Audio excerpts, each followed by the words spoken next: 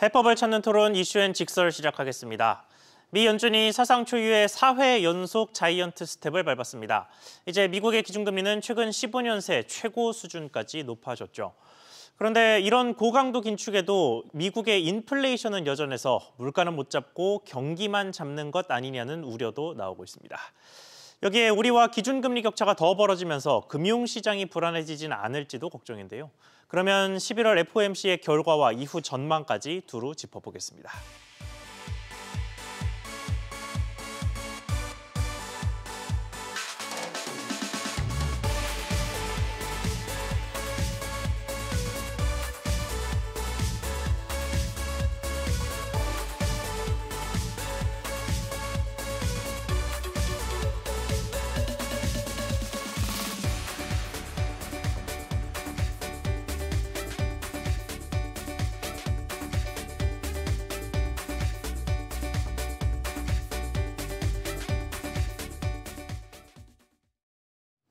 그러면 오늘 함께 해주실 세 분 소개하겠습니다. 한국금융연구원 장민 선임연구위원, 연세대 정보대학원 AIM 핀테크 정삼영 주임교수, 그리고 한화자산운용 송재경 마케팅 본부장 나오셨습니다.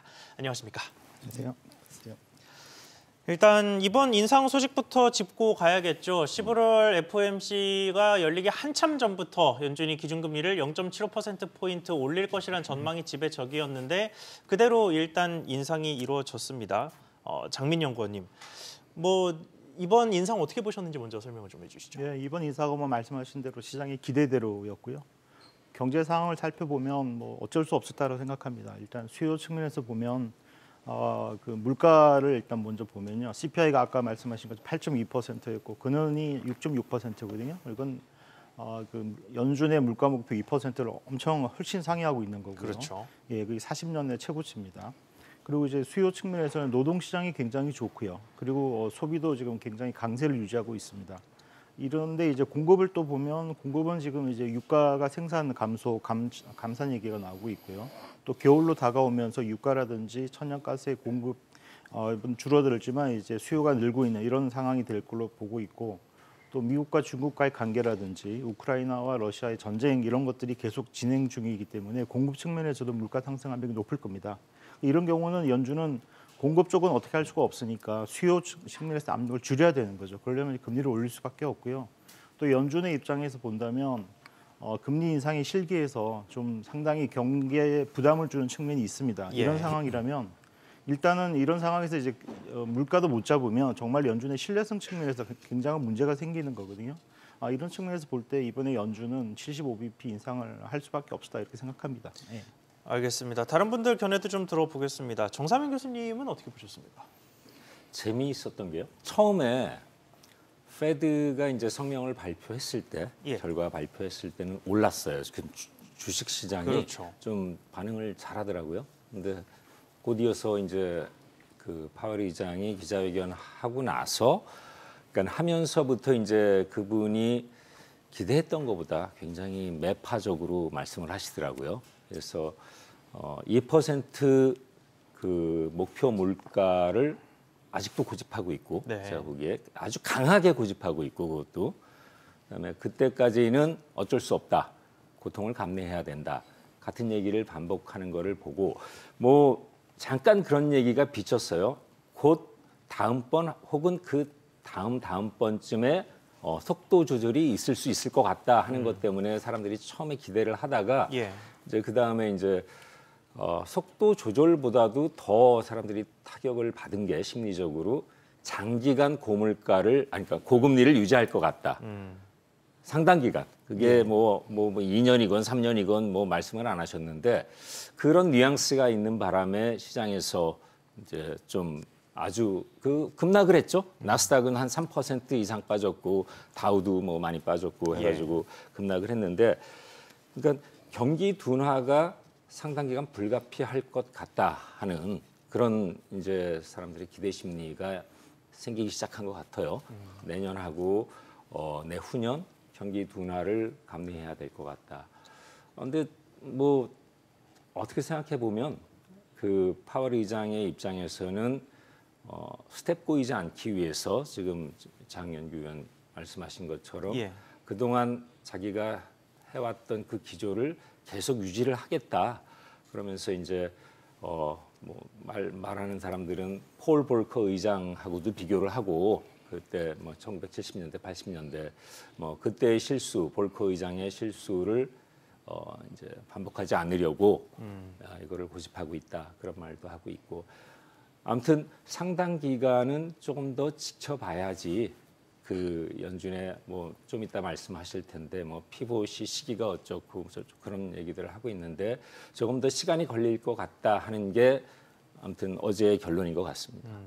네, 뭐 시장과 밀당을 하고 있다 이런 식의 이야기들이 좀 나오는 것 같더라고요. 분명히 비둘기적인 발언도 있었고 매파적인 발언도 좀 있었는데 이번에는 시장이 매파적인 발언에 조금 더 집중을 한 것 같고 네. 이 파월 의장의 전반적인 발언 스탠스를 좀 어떻게 보셨습니까?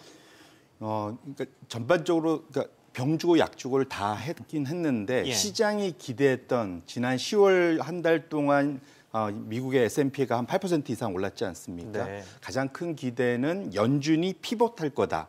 패드 피봇이란 말. 그러니까 연준이 태세 전환을 해서 말씀 주신 대로 매파적인 데서 어느 정도는 앞으로 비둘기적으로 바뀔 거다라는 태세 전환에 대한 기대감이 시장이 상당히 컸었다 봐야 될 것 같고요. 예. 그런데 파월 의장이 그 기대에는 못 미친다기보다는 오히려 걱정을 더 얻는 걸 줬습니다. 이게 무슨 말이냐면 결국은 시장에서 기대는 기본적으로 이번에 75bp 올리고 그다음 12월 달에는 50bp, 그리고 내년에 한두 번 정도에서 마무리되는 보통 그 시장의 기대는 그랬는데 지금 대략 그러면 내년에 최고점이 한 이따 우리도 얘기하겠지만 4.75에서 최대한 5%에서 멈출 거다라는 기대였는데 예. 지금은 이제 최대 5%에서 적어도 5% 이게 완전히 말에 뉘앙스가 느낌이 달라지죠. 그러니까 이 상방을 좀 열어두는 느낌을 줬다는 것 자체가 상당히 좀 그 시장에서 좀 격하게 받아들인 거다 이렇게 봐야 될 것 같고요. 예. 거기에 대한 가장 큰 원인은 결국은 이것이 상당히 비대칭적 위험을 갖고 있다라고 표현이 되고 있습니다. 무슨 말이냐면 경기 침체가 올 수 있는 금리를 올렸을 때 경기 침체가 올 수 있는 위험이 있고 반면에 금리를 적당히 올렸을 때 물가를 못 잡는 위험 양쪽으로 다 있는데 경기 침체는 오면은 그때 돼서 너무 안 좋으면 다시 금리를 낮출 수 있는 대응할 수 있는 여력이 있습니다. 근데 예. 물가가 계속 올라가면 과거 70년대에도 겪었지만 더 큰 고통을 나중에 미루는 그런 일이 벌어지기 때문에 둘 중에 만약 하나의 고통을 택하라면 당장의 경기 침체를 택하는 게 낫다라는 결국은 그러한 비대칭적 위험에 대한 대응으로 이제 나왔기 때문에 시장의 기대하고는 동떨어졌으나 연준 입장에서는 어쩔 수 없이 취할 수밖에 없었던 그런 스탠스 아니냐 이렇게 말씀을 드리겠습니다. 알겠습니다. 연준의 기대보다는 피벗에 대한 의지가 좀 덜한 뭐 이런 정도였다라는 해석인데 사실 그럴 법합니다. 연준은 고물가를 잡기 위해서 계속해서 빅스텝, 자이언트 스텝을 밟아오고 있는데 물가가 잡힌다는 조짐이 거의 보이지 않는 모습입니다. 벌써 8.2% 소비자 물가 상승률을 가장 최근에 기록을 하고 있는 상태인데 장영구 의원님께 다시 여쭙겠습니다. 이게 세부 지표로 들어가 봤을 때 물가가 좀 그래도 금리 인상의 효과가 있었구나 하는 식의 지표가 그래도 좀 있습니까? 아직까지는 그게 명확하지 않은 것 같습니다. 왜냐하면 지금 그 미국의 물가가 이렇게 높은 것이 수요 측면에서 수요가 너무 좋습니다. 근데 이걸 이렇게 왜 수요가 좋냐를 들어가 보면 이번에 이제 코로나19를 지나면서 재정 정책이라든지 통화 정책 쪽에서 엄청난 그 재정 지원과 유동성 공급을 했습니다. 예. 그 결과로 지금 어떻게 나타난 것이 뭐냐면 가계들이 워낙 많은 재정 지원을 받았거든요. 그러니까 가구당 평균 3,500달러를 무상으로 받았습니다. 그리고 이제 중소기업들에게도 뭐 고용 유지라든지 렌트비 이런 것들은 전부 다 정부에서 지원을 해줬습니다. 그래서 경기가 안 좋았지만 가계나 기업의 재무 건전성은 전혀 이렇게 악화되질 않았거든요. 그런 측면에서 이제 보면 미국 가계 저축이 그래서 2년 동안 1조 7천억 달러가 증가를 했습니다. 예. 그리고 이제 그러면 이제 뭐 소득이 높은 사람만 그렇게 된 거 아니냐 볼 수 있지만 소득 하위 50% 가구를 보면 초과 저축액이 지금 그 코로나19 기간 또 500조 원을 지금 보유를 하고 있어요. 그러니까 이걸 이제 쓰는 거죠. 그러니까 이렇게 많은 돈이 있으니까 저축이 일단 풍부하고 그러니까 예. 금리가 올라가는 것이 수요를 그렇게 줄이고 있는 요인으로 작동하지 않습니다. 그리고 또 한 가지 측면에서 저축은 이렇게 많고 또 한 가지 측면에서는 그 소득이 굉장히 좋습니다. 왜냐하면 지금 노동 시장이 좋거든요. 그러니까 예. 임금이 올라가고 있는 상황입니다. 그러니까 저축과 소득이 좋으니까 금리 인상이 그렇게 그 미국 가계의 소비를 영향을 줄 수 있을 만큼 아직 그렇게 작동을 하지 않고 있고요. 현재까지는요. 근데 이제 물론 중장기적으로 보면 주택 시장에도 좀 안 좋은 영향을 줄 거고요. 그리고 계속 이제 고금리가 가면 원래 이제 그 보통 흔히 저희가 얘기하는 게 통화정책 시차가 한 1년 정도 걸린다고 그러거든요. 금리가 올라가면 이게 실물 경제니까 소비나 투자에 영향을 주는 게 한 1년 간다라고 보고 있기 때문에 아직 그 시차가 나타나기까지는 조금 더 시간이 있는 거죠. 이제 이런 측면에서 보면 점차 이제 물론 이 고금리가 소비를 줄이고 투자를 줄여서 물가를 낮추겠지만 현재까지는 그런 모습이 아직까지 보이지 않고 있기 때문에 계속 물가가 높은 수준을 유지하고 있다라는 그런 상황이고요. 그런 측면에서 이제 페드도 이번에 이제 그런 결정을 내렸다고 생각합니다. 알겠습니다. 그러면 정 교수님께서는 지금 물가 상황 어떻게 보고 계십니까? 미국이요. 지금 말씀하신 것처럼 소비가 줄지 않고 있어요. 소비가 줄지 않는데 그 어떤 돈을 가지고 그럼 그렇게 소비를 많이 하느냐? 팬데믹 때 코로나 때 정부에 지원됐던 그 캐시를 한동안 가지고 썼는데 예. 요새 조금 상황 변화가 있는 것 같아요. 네. 방금 전에 화면에 나왔었는데 저축률이 많이 떨어졌어요. 지금 3.5%로 떨어졌다고 그러는데 보통 한 평균 저축률이 한 뭐 8% 뭐 그 정도 되는 것 같은데 지금 굉장히 많이 떨어졌어요. 예. 갑자기 급 떨어졌고 또 신용카드 대출 또 리볼빙 사용하는 것 등은 예. 또 막 급격히 올라가고 있고 무슨 얘기냐? 이제 그동안 가지고 썼던 돈이 거의 이제 많이 바닥이 나고 있다. 이제는 그런데 그럼에도 불구하고 돈이 없으면 안 쓰면 되는데 정부가 바라는 거는 연준이 바라는 거는 그래서 소비를 줄이는 건데 그렇지 않고 있단 말입니다. 그 스테이픈 로치라는 예일대 교수가 예. 한 얘기 중에 개인의 미국을 얘기하는 건데 개인의 컨섬션 패턴, 소비의 패턴은 굉장히 스티키하다고 그래요. 굉장히 그 패턴을 바꾸는 거가 굉장히 어렵다. 그건 그러니까 오래 간다. 늘어난 소비를 줄이기 늘어난 소비를 줄이는 같은 거는 거군요. 굉장히 어렵다. 네. 그 얘기를 하는데 그게 바로 지금 드러나고 있는 것 같습니다.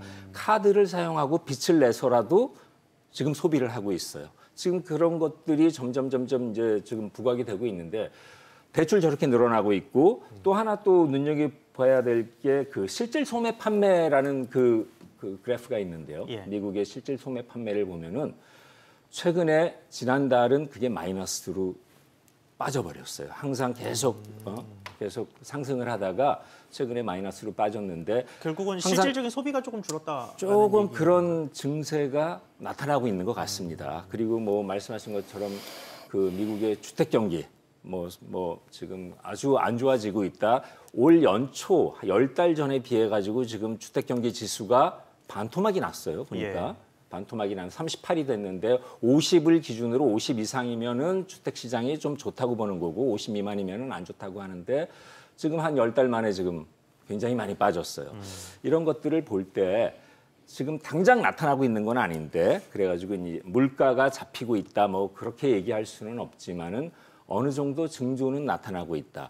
이게 장기화된다 하면은 이제 지금 뭐 안심하고 있는 좀 탄탄하다고 하고 있는 고용, 실업률 뭐 이쪽으로도 전파가 되지 않을까. 예. 뭐 약간의 우려는 이제 점점 해야 될 것 같습니다. 알겠습니다. 미국의 물가 상황을 놓고 지금까지 말씀 주신 두 분이 조금은 다른 시각으로 물가 상황을 보셨는데요. 그럼 마지막 분께 결정을 좀 맡겨보겠습니다. 본 기자님은 어떻게 보셨습니까? 제가 결정할 수 있는 능력은 안 되는 것 같고요. 다만 굳이 구분을 하자면은 물가를 구분을 해서 볼 수가 있을 것 같습니다. 하나는 우리 구스라고 하는 재화, 물건에 관련된 물가가 있을 수 있고 네. 서비스와 관련된 물가 두 가지로 구분할 수가 있을 것 같은데요. 지금 중고차 가격이나 좀 가장 큰 구스는 사실은 이제 거기에 대해서 집값은 거기에 들어가기가 좀 애매하긴 하겠지만 네. 어쨌거나 내구재들의 가격은 많이 빠지고 있어요. 고점 대비. 근데 그 문제는 그쪽은 확실히 그 수요가 떨어지는 게 잡히고 있는데 문제는 서비스 쪽은 계속 올라가고 있다라는 겁니다. 그래서 이번에 ADP 그 소위 그 신규 일자리 창출 데이터를 보면은 예상보다 많이 나왔습니다. 원래는 한 18만 5천 명 일자리가 늘 거라고 생각했는데 거의 24만 정도가 나왔거든요. 그것의 대부분이 어디서 나냐면은 레저와 숙박 쪽에서 나왔습니다. 근데 잘 아시겠지만 미국 경제의 그 대부분 한 70%가 소비고 또 그중에 70%가 대부분 소위 서비스 소비로 나타나거든요. 그래서 대부분 미국 소비의 대부분을 차지하는 서비스 쪽의 수요는 여전히 견고하다는 측면에서 연준이 물가를 이 정도 갖고는 아직은 못 잡겠다라고 예상을 하고 있다, 평가를 하고 있다 이렇게 봐야 될 것 같습니다. 알겠습니다. 금리 자체를 둘러싼 이야기를 이 정도로 하고 이제 연준의 다음 상황, 미래로 좀 가보겠습니다. 이번 11월 FOMC가 열리기도 전부터 사실은 11월에 올릴 금리 폭은 기정사실화된 셈이고 12월이 어떻게 될 것이냐. 이 부분이 시장에서 참 많은 관심을 받고 있었는데 저희 직설 폴단에서도 12월 FOMC를 두고서는 빅스텝과 자이언트 스텝으로 그러니까 0.5%포인트와 0.75%포인트로 전망이 좀 엇갈렸습니다. 12월 FOMC의 그럼 연준 금리 인상폭이 어떻게 될지 좀 전망을 해보겠습니다. 다시 장 연구위원님으로 가겠습니다. 어떻게 보고 계십니까? 저는 개인적으로 50bp 인상일 거라고 생각을 합니다. 빅스텝으로 내려올 것이다. 예, 왜냐하면 일단 그동안 이제 4번의 자이언트를 했고요. 이제 그런 상황에서 이제 물가에 미치는 영향이라든지 경기에 미치는 영향을 좀 더 볼 필요가 있다라고 생각을 합니다. 그리고 파월 의장이 이번에 이제 그 FOMC를 하고 난 다음에 하신 말씀을 보면 속도 조절이 다음번이나 그 다음 미팅에서 이루어질 거다라는 얘기를 했지만 지금 현재의 기준금리 수준이 중립 수준을 훨씬 더 상회하고 있다. 그래서 경제 성장을 제약하는 수준까지 올라왔다는 얘기를 했고요. 그리고 이제 앞으로는 이제 그 어떤 인상의 속도보다는 현재 어떤 그 금리 수준을 얼마나 더 오래 끌고 갈 거냐가 더 오히려 더 중요한 관건이 될 수 있다라 이런 말씀을 하셨거든요. 네. 이런 점에서 봤을 때는 인상을 계속 뭐 자이언트로 해서 가는 것보다는 좀 더 이제 속도는 조금 낮추되 좀 더 장기화할 가능성이 있다고 생각하고요.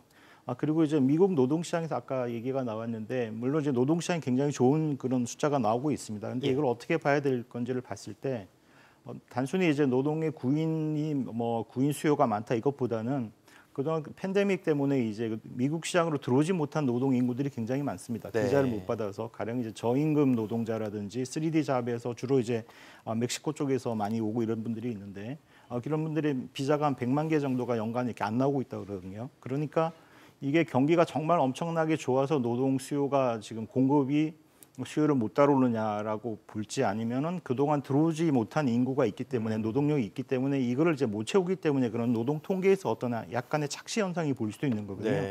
그러니까 이런 점에서 본다면 완전히 이제 경제를 팬데믹 이전과 같은 똑같은 상황에서 해석하는 것이 아니라 지금 같은 상황에서 좀 더 다르게 해석한다면 경기나 물가 여러 가지 측면을 다시 봐야 되기 때문에 제 생각에는 뭐 그 패드가 계속 이렇게 75씩 가기는 어려울 것이고 좀 더 속도 조절을 할 거다. 다만 그 고금리가 가는 그 어떤 시기는 더 뭐 좀 더 생각보다 장기화될 수 있다 이렇게 생각합니다. 알겠습니다. 나머지 두 분께도 여쭤보겠습니다. 이번에는 본부장님께 먼저 여쭤보겠습니다. 12월 FOMC 어떻게 전망하고 계십니까? 예, 저도 아까 그 보기 주신 네 개 중에 이제 1번 50bp라고 이제 대답을 드렸었고요.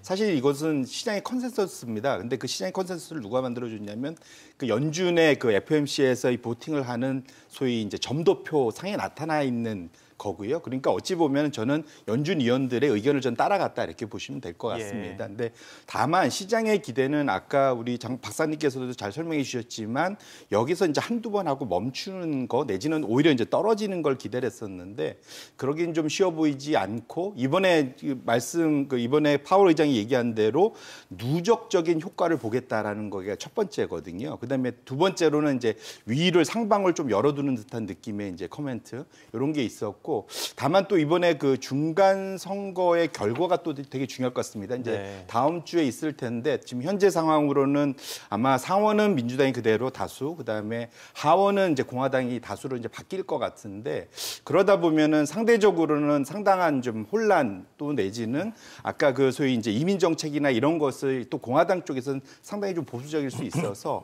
이것이 과연 어떤 식으로 방향을 끌고 갈지에 대해서는 조금 더 지켜봐야 될 것 같습니다. 그래서 이런 것들이 내년도에 상당히 많은 변수로 작용을 할 수 있기 때문에 그런 것들이 앞으로 지금 그 연준의 그러한 그 운신의 폭을 좁힐 수가 있다는 측면에서 놓고 보면 지금 현재로는 연준이 너무 섣부르게 물가가 잡힌다라고 인식을 주는 그런 것들은 상당히 앞으로도 좀 자제할 가능성이 있겠다 이렇게 보고 있습니다.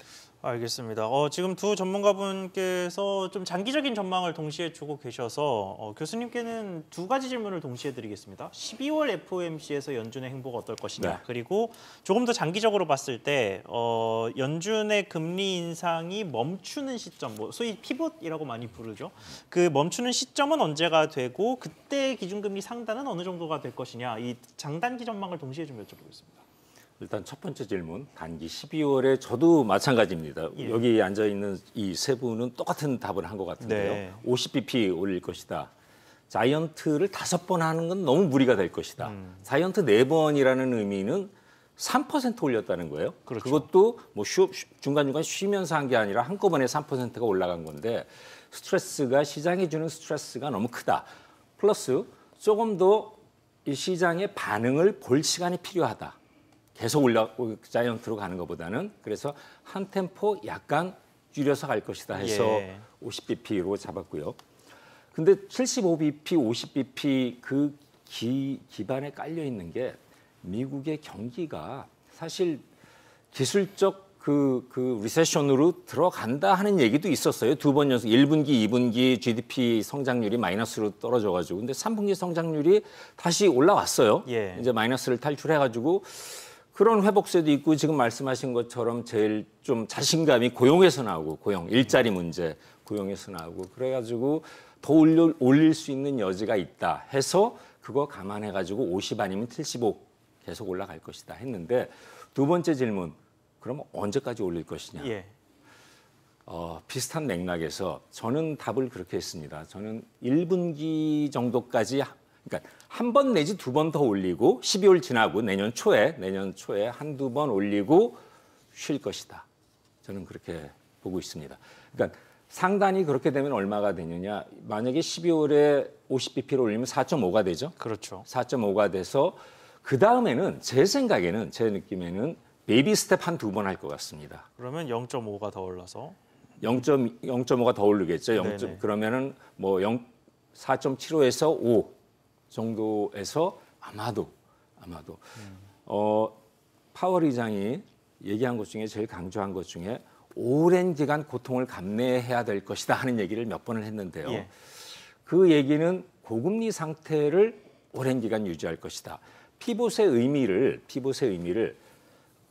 금리 올리는 거를 중단했을 때를 얘기하는지 아니면은 방향 전환을 해가지고 내려가는 거를 얘기하는지 만약에 피봇의 의미가 방향을 틀어가지고 내리기 시작하는 시점이 언제일 것이냐 하면은 제 예상에는 지금 현재로서는 2023년 안은 아닌 것 같고 네. 2024년 이후 4년 말이나 어쩌면 그 더 이상 한 2년 이상 길어질 수도 있겠다 하는 생각을 하고 있습니다. 알겠습니다.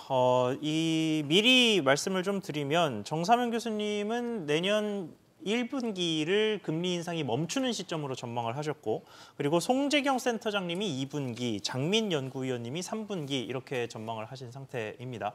그러면 순서대로 여쭤보겠습니다. 본부장님, 2분기로 전망하신 이유에 대해서 좀 설명해 주시죠. 예, 뭐 사실은 도찐개친이라고 하지 않습니까? 예. 큰 차이는 없을 것 같은데요. 이제 무슨 말이냐면 내년도 FOMC 일정을 보면은 쉽게 답이 나옵니다. 내년 2, 3월, 5, 6월, 그다음에 7, 9월 이렇게 가거든요. 그래서 지금 2, 3월 달에 25bp씩 올리면 3월이면 이제 클로즈, 왜냐면 5%를 최상단으로 본다면. 예. 근데 그 사이에 한 번 정도 텀을 두고 넘어간다면 그러면 이제 5월 정도가 되는 거지 않습니까? 네. 그래서 사실은 시장의 컨센서스 CME 그룹에서 하는 미국에서 소위 페드 퓨처라고 그래갖고 선물로 보면 내년 5%가 되는 게 내년 5월 정도로 보고 있습니다. 그러니까 시장의 컨센서스는 내년 5월 정도에 5%에서 멈추는 걸로 예측을 하고 있는 거고요. 근데 다만 지금 상황 자체는 어제의 그러한 파월 의장의 매파적 발언이 현재의 그 코멘트, 지금 현재의 그러한 선물에 전혀 녹여져 있지 않습니다. 그렇게 놓고 보면 지금 이거 자체의 그러한 피봇의 시점 자체를 논하기에는 다소 이른 시점. 그러니까 우리가 이제까지 했던 거는 지금 그러니까 어제 연준의 얘기도 못 들었고 고용시장도 못 봤었을 때 그렇죠. 저가 했던 얘기고 이후에 대해서는 아마 새롭게 저희가 그런 시점이나 방향성에 대해서 다시 논의해봐야 되지 않을까 이렇게 생각을 듭니다. 알겠습니다. 정민 연구위원님이 가장 늦은 3분기, 그러니까 미국의 금리 인상 기조를 가장 이 앉아 계신 세 분 중에서는 오랫동안 유지할 것이다라고 전망을 하신 상태였어요. 뭐 그 이유에 대해서 좀 설명해 주시죠. 예, 근데 뭐 제가 3분기라고 그랬는데 앞서 말씀하신 두 분하고 그 논리적인 차이는 크게 없는 것 같습니다. 네. 저는 이제 내년 상반기까지는 여전히 불확실성이 지속될 것이다. 물가 상승세가 꺾일지는 내년 상반기까지 봐야 된다라는 의미고요. 그래서 내년에 한두 번, 뭐 이제 아까 말씀하신 대로 올해까지 한 번 더 빅스텝을 하고 내년에 한 번, 두 번 뭐 이렇게 더 한다면 그게 뭐 1분기에 다 끝날 수도 있지만 2분기까지 끌어갈 가능성이 충분하다고 봅니다. 그리고 예. 이제 오늘 또 파월 의장 그 말씀을 보면 연준이 더 많은 조치를 해야 되고 또 시장 예상보다 좀 더 높은 수준에 더 오래 갈 수 있다 이런 말씀도 하셨는데 지금 이제 아까도 말씀이 많이 나왔지만 물가라든지 노동시장 쪽에서 봤을 때 수요 측면에서는 아직 그 물가 압력이 꺾이질 않고 있거든요. 예. 그 내년 상반기에도 상당히 불확실성이 있습니다. 지정학적 위험들도 있고요. 그래서 적어도 이제 하반기에는 뭐 금리 인상을 할 거라고 전혀 생각하지는 않지만 적어도 상반기에는 여러 가지 불확실성이 있기 때문에 금리 인상이 뭐 띄엄띄엄이라도 이어질 수 있는 여지가 있다. 저는 그렇게 생각하고 있습니다. 알겠습니다. 자, 그러면 이제는 금리를 둘러싼 주변 상황들을 좀 살펴보겠습니다. 가장 먼저 볼 게 역시 미국 증시인데요. 지난달 다우지수가 13% 넘게 상승하면서 46년 만에 최대 월간 상승률을 기록했습니다. 그리고 나서 이번 파월 연준 의장의 발언이 나오자마자 급락을 한 이런 상황이 된 셈인데요.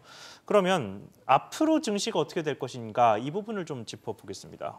장민 연구위원님께 다시 여쭤보겠습니다. 어떻게 될 거라고 보세요? 뭐 제가 저보다는 여기 계신 다른 두 분께서 더 훨씬 더 잘 아실 거라 생각합니다. 저는 뭐 시장 전문가는 아니지만요. 그렇지만 최근에 주식 동향을 보면 이 일이 일비하고 있습니다. 하나하나 조그만 지표 하나에 움직이고 있고요. 예. 하루 이장의 한마디에 시장이 출렁거리고 있습니다. 그만큼 이제 시장이 예민한 상황이고요. 그래서 어떤 뭐 경제 지표가 하나가 좋은 게 나오고 한마디 뭐 좋은 그 어떤 신호가 페드에서 나올 때는 올라가겠지만 또 반대일 때는 떨어질 그런 측면이 있는 거라서요.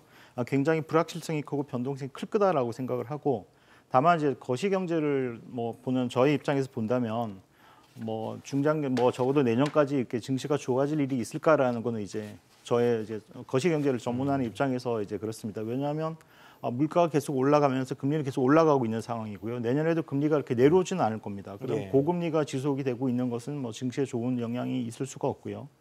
그리고 이제 고금리가 가다 보면 내년 하반기부터는 경기에서 분명히 부진, 리세션 신호가 나타날 거다라고 보고 있습니다. 그리고 여러 가지 이제 그러면 전 세계적인 리세션이 좀 나타날 가능성이 있고 또 지금 이제 뭐 그 글로벌 공급망이라든지 뭐 서로 무역 분쟁이라든지 환율, 역환율 전쟁 이런 걸 본다면 내년에 글로벌 무역이 좋을 그런 기미는 전혀 없거든요. IMF에서도 이번에 전망을 보면 내년도 세계 경제라든지 글로벌 교역량이 크게 위축되는 걸로 나타나고 있습니다.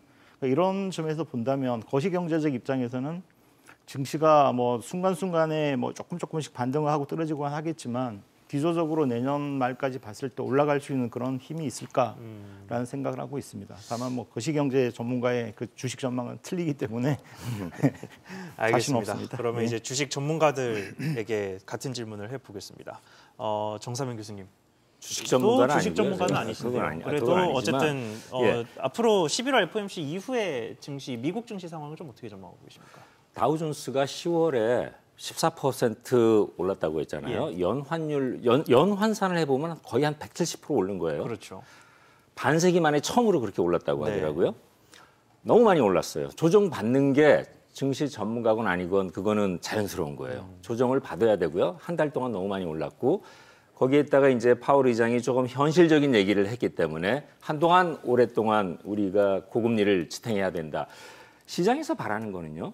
올라갔다가 빨리 내려오는 거예요. 급격히 올라가더라도 급격히 떨어지면은 그 충격이 좀 덜 할 텐데 지금 파월 의장이 한 얘기는 올라갔다가 쭉 갈 것이다. 언젠지는 모르겠다. 그러면서 내세운 게 2% 목표 기준금리를 뭐 삼고 있다. 그러고 있는데 많은 사람들이 지금 2% 기준금리를 목표로 하는 거는 이제 한물간 얘기다. 지금 현실적이지 않다. 네. 지금 CPI가 2% 물가죠. 예. 기준금리가 아니라.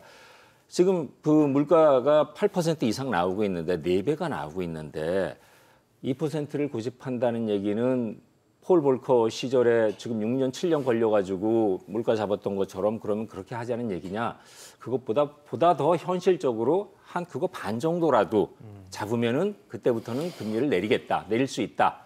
뭐 하는 시그널, 그 시장 주변에서는 그런 얘기들을 많이 하고 있습니다. 네. 근데 그런 거를 감안했을 때 지금 말씀하시는 것처럼 중장기적으로 한 달이 아니라 중장기적으로 내년 상반기, 하반기까지 미국 증시 더 나아가서 세계 증시, 한국 증시를 포함해서 굉장히 큰 악재죠. 이거는 악재죠. 그 베이스를 떠받쳐주고 있는 기업들의 비용, 또 가계, 정부, 모든 이 산업의 주체들을 생각할 때 가장 큰 악재가 기조에 깔려 있기 때문에 일단 기류는 안 좋다. 먹구름이 일단 드리워져 있다. 그 안에서 10월 달처럼 어느 정도 조정을 받고 일희일비하고 올라갔다 내려갔다는 할 수 있어도 길게 보면은 중장기적으로 보면은 일단 큰 악재가 바닥에 깔려 있다. 보고 있습니다. 알겠습니다. 송봉 본장님께도 같은 질문 드리겠습니다. 앞으로 미국 증시 전망 어떻게 보고 계십니까? 일단 그러면은 10월 달에 왜 올랐는지를 먼저 파악을 하고 그것이 유지되는지를 보는 게 더 우선일 것 같습니다. 10월 달에 오른 가장 큰 이유는 11월 어제 사실은 연준이 일정 부분 비둘기적인 피봇을 예상을 하고 그 사이 많이 빠졌기 때문에 선취매 성격이 1차적으로 강했다. 라고 보셔야 될 것 같고요. 네. 두 번째로는 중간 선거가 통상 끝나고 나면 과거의 역사는 항상 지수는 우상향을 해왔었습니다. 결국은 이제 정책 불확실성이 끝난다라는 거죠. 그래서 그런 것에 대한 기대감. 마지막으로는 이제 11월 지나고 12월 되면 통상 우리가 많이 익히 듣던 산타랠리 뭐 이런 것들을 다 패키지로 묶으면 아마 이제 11월 달에 파월이 선물을 주고 나면은 주가는 올라갈 것이다라는 기대가 컸다고 봐야 될 것 같고요. 네. 1차적으로는 어제 한번 이제 파월이 약간 선물보다는 이게 우려를 저희에게 줬죠. 그게 첫 번째로 기대감을 꺾으면서 어제 주가가 급락하게 된 가장 큰 원인이라 봐야 될 것 같고요. 아까 말씀드린 대로 중간 선거 자체가 그냥 민주당이 다 가져가면 여전히 현재의 정책성이 유지될 텐데 현재로서는 갈라서 가질 가능성이 좀 더 높아 보입니다. 네. 이러다 보면은 정책 불확실성이 좀 지속될 수가 있고 민주당이 IRA라고 야심차게 지금 밀어붙이고 있는 소위 그러한 소위 이제 재정적인 투입 자체가 공화당에서 발목 잡힐 가능성이 매우 커지고 있습니다. 그러면 지금 좋을 거라고 기대했던 부분 중에 상당수가 기대와 다른 셈이 됐네요. 그렇죠. 그렇게 가고 있습니다. 그리고 마지막으로는 지금 역시 그 실적 부담, 이제 재정이 아까 말씀드린 재정이 투입되면서 소비가 늘고 이것이 기업의 실적을 좋게 해주는 식으로 선순환이 흘렀다면 이제부터는 재정도 줄이고 소비도 점점 앞으로 이제 줄 가능성이 있으니까 그것이 기업의 실적 부담으로 작용할 겁니다. 결국 그것이 이제 경기 침체면 좀 더 심화될 거고요. 그래서 결국은 지금 현재 상황 자체는 상당히 이제 좋은 뉴스가 특별히 없는 쪽으로 가고 있기 때문에 현재의 랠리가 계속 지속되기는 좀 어렵지 않겠나 이렇게 말씀을 드립니다. 전쟁이 끝난 것도 아니고 네. 미중 관계가 해결된 것도 아니고 기업의 어닝 서프라이즈가 늘어나고 있는 것도 아니고 뭐 딱히 머리에 이렇게 스쳐가는 게 없습니다. 괜찮은 건 고용 시장밖에 없는데 고용 시장의 호재는 사실 고용이 나중에 이제 보니까. 나중에 따라오겠죠. 예. 고용의 스트레스가 고용 시장의 스트레스가 그래서 고용 시장도 경기가 이제 점차적으로 진짜로 내년 상반기 리세션으로 진입될 것이다 하는 전망들을 많이 내놓고 있는데 그렇게 된다 그러면 실업률도 상당 기간 벌써부터 몇몇 기업들은 좀 줄이겠다는 얘기를 하고 있고 그렇기 때문에 좀 더 지켜봐야 될 것 같습니다. 알겠습니다. 자, 그럼 마지막으로 우리나라로 가보겠습니다. 일단 한국은행도 이번 달에 금통위를 앞두고 있습니다. 특히 우리나라는 12월 FOMC처럼 12월 금통위가 없고 이번 달 금통위가 끝이기 때문에 이 올해 금리 인상을 결정할 수 있는 마지막 기회가 이번 달에 열린다 이렇게 보시면 되는데요. 앞서 빅스텝을 놓고 금통위원들 사이에 이견을 보인 것으로 알려졌는데 이번에 금리가 과연 0.25%포인트냐 0.5%냐 이 부분이 좀 관건이 될 것 같습니다. 이 부분도 좀 여쭤보겠습니다. 이번엔 송 본부장님께 먼저 여쭤보겠습니다. 네. 한국은행 금리 상황이 어떻게 될 거라고 전망하세요? 사실은 물가를 잡아야 되고 미국과의 그런 격차를 해소하려면 예. 빅스텝 아닌 더한 쪽으로 가야 되는 것이 이제 기본적인 순리라고 봐야 될 것 같습니다. 우리도 자이언트 스텝을 밟을 수 있을까요? 근데 어렵겠죠. 네, 그래서 이제 아까 말씀드린 대로 그냥 빅스텝 정도의 만족을 해야 되지 않을까. 과거의 경험상도 그랬고요. 예. 그러니까 어느 정도 한 70-80% 쫓아가고 그것을 유지하면서 미국이 빨리 내려오길 기다리는 이 전략으로 갈 가능성이 높다라고 보고 있는데 다만 지금 여기서의 변수는 우리 국내의 그 단기 금융시장, 그러니까 레고랜드 사태로부터 벌어졌던 단기 금융시장의 상황 자체가 상당히 이제 한국은행을 비롯한 금통위의 그러한 이제 정책의 폭을 상당히 조이는 그런 상황으로 지금 작용을 하고 있습니다. 그래서 지금 단기간에는 저는 빅스텝이 가는 게 맞다고 보는데 예. 단기간에는 이런 단기 금융시장의 변동 상황에 따라서 상당히 좀 고뇌하는 그러한 이번에 금통위가 되지 않을까 이렇게 생각을 하고 있습니다. 알겠습니다. 장영구 의원님, 이게 통화 정책은 통화 정책대로, 금리 정책은 금리 정책대로만 수행을 하고 그로 인해서 예상되는 뭐 부채 문제라든지 다양한 부작용은 정책 사이드에서 해소해 줘야 된다. 이런 식의 견해들이 좀 많이 힘을 얻고 있는 것 같더라고요. 이 부분에 대한 생각은 좀 어떠십니까? 근데 방금 말씀하신 이제 금리 정책과 지금 현재 이제 일어나고 있는 자금 시장에서 경색을 떼어서 생각할 수 있느냐라는 건 좀 별개의 문제인 것 같습니다. 네. 그러니까 금리 정책이 물가를 잡는 정책으로 가고 다른 어떤 성장이라든지 다른 어떤 여건의 문제가 생기면 재정이라든지 이런 쪽으로 해서 투입해서 이렇게 공조를 할 수 있지만 지금 이제 아까 말씀하신 것처럼 자금 시장에 경색이 생긴 거는 결국은 고금리 금리가 올라가면서 이제 이 자금이 고갈되는 측면이 있는 거고요. 네. 높은 금리에 따른 이제 여러 가지 이제 기업들의 부담이 나타나는 상황인 거거든요. 그러니까 이렇다면 이제 원래 인플레이션 문제가 없다면 유동성을 공급해주고 금리를 낮추는 게 맞는 거죠. 자금시장 경색을 완화해주기 위해서는. 그런데 지금 현재는 물가 쪽 때문에 이제 금리를 올려야 되는 상황이고요. 다만 이제 자금시장 경색은 이 물가 금리와 전혀 따로 떼어놓아서 생각할 수 없기 때문에 아까도 말씀이 나왔습니다만은 금리를 올리는 그 어떤 속도 폭에 대해서는 이쪽 채권 시장, 자금 시장 경색을 생각하지 않을 수가 없다라는 이런 이제 좀 딜레마가 한은으로서는 가지고 있다고 생각을 합니다. 그러면 그 딜레마 때문에 빅스텝을 밟지 못할 수도 있게 될까요? 그러니까 가령 이제 그 연준이 12월 달에 52bp를 더 올리면 네. 지금 한은의 정책 금리가 3%지 않습니까? 그럼 이제 150bp 차이가 나게 되는데 기존에 이제 뭐 이창용 총재께서도 뭐 연준으로부터 독립적이지 않고 연준과의 어떤 그 금리 역전 폭이 한 100에서 125 정도가 적당할 것 같다라는 말씀을 하셨거든요. 예. 그런 점에서 또 보고 또 환율 측면에서 본다면 송 본부장이 말씀하신 것처럼 50bp를 올리는 게 저는 이제 뭐 그것만 보면 많다고 생각합니다. 다만 말씀드린 것처럼 자금 시장이나 금융 시장 경색은 금리와는 이렇게 따로 떼어놓아서 생각할 수 없기 때문에 예. 그런 점을 고려한다면 50bp를 올리는 건 좀 무리가 있을 수 있다고 생각하고요.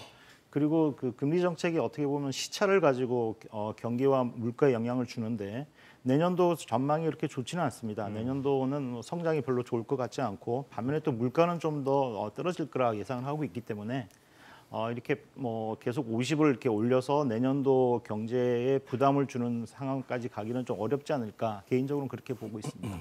알겠습니다. 그러면 마지막으로 이렇게 금리의 격차가 벌어지는 게 고민이 되는 상황에서 그 고민을 하는 이유는 역시 환율이 제일 큰 요소 중에 하나일 것 같은데요. 교수님, 그러면은 지금 같은 상황 금리 격차가 흘러갔을 때 원달러 환율의 상단이 어느 정도까지 올라갈 거라고 보십니까? 제일 어려운 질문이고요. 네. 마지막 질문이 상단 1,450원 지금 아직 안 뚫었어요. 그렇죠. 40원대에서 뭐 50원 장중에 잠깐 찍은 적이 있었는데 네. 아직 뭐 뚫지는 않은 것 같은데 뚫을 수도 있다고 보고요. 근데 그 언저리에서 움직이지 않을까 계속. 그러니까 1,500원까지 가지는 않을 것이다. 그거는 아닌 것 같습니다. 네. 그거는 쉽지 않을 것 같습니다. 가능성이 있지만 물론 열어놓을 필요는 있지만 좀 쉽지 않을 것 같고요. 다시 얘기해서 1,400원 밑으로 내려가는 것도 쉽지 않을 것 같다. 지금 뭐 무역 수지가 7개월째 적자예요. 국내는. 장단기 금리 차도 있고 또 한국과 미국의 금리 차도 있고 무역 수지는 계속 적자 지금 7개월째 적자 행진을 하고 있고 예. 뭐 주변 거시 경제적인 환경 요소들 뭐 아까 말씀드린 것처럼 전쟁은 장기화되고 있고 중국은 계속 침체되고 있고 우리가 뭐 반도체 가격 떨어지고 있고 여러 가지 악재들이 있기 때문에 환율이 1,400원 밑으로 아니면은 그 밑으로 1,300원 밑으로 내려가기는 쉽지 않을 것이다. 한동안은 1,400원대에서 움직이지 않을까 지금 생각하고 있습니다. 본부장님께도 짧게 여쭤보겠습니다. 앞서 저희가 여쭤본 답변에는 1,450원에서 1,500원 사이가 상단이 될 거라고 상당히 넓은 바운더리의 상단을 잡아주셨어요. 뭐 구체적으로 전망하고 계시는 수준이 어느 정도입니까? 예, 지금 제가 아까 정확히 말씀해 주신 거기에 대한 이제 가능성에 대해서 제가 답변을 드렸었고요. 이제 1,450원 이하와 그 차이는 저는 그렇게 생각합니다. 아까 말씀 주신 대로 한은의 결정, 금통위의 결정과 미국의 그런 괴리가 얼마나 벌어질 건가가 사실은 상당히 그것은 아직 확인할 수 없기 때문에 그렇죠. 그게 가장 크고요. 두 번째로는 지금 무역 수지 말씀하셨는데 계속 좀 빠지고 있는 상태에서 경상 수지까지 그 속도가 좀 빠르게 지금 내려가고 있어서 그것이 한두 달 사이에 어떻게 나타나냐에 따라서 환에 좀 더 안 좋은 이제 원화가 올라가는 그런 쪽으로 나타날 수가 있어서 조금 상단을 저는 좀 더 열어두는 것이 맞지 않을까라고 이제 대답을 드렸습니다. 알겠습니다. 결국 우리 경제에 가장 큰 영향을 미치는 건 미국 연준보다도 한국은행 금통위의 결정이겠죠. 앞으로 금통위에서 어떤 금리 결정을 내리고 그 여파가 어디까지 어떻게 번져나갈지 자세히 지켜봐야겠습니다. 오늘 말씀 여기까지 듣겠습니다. 지금까지 도움 말씀에 장민 연구위원, 정삼영 교수 그리고 송재경 본부장이었습니다. 시청해 주셔서 감사합니다.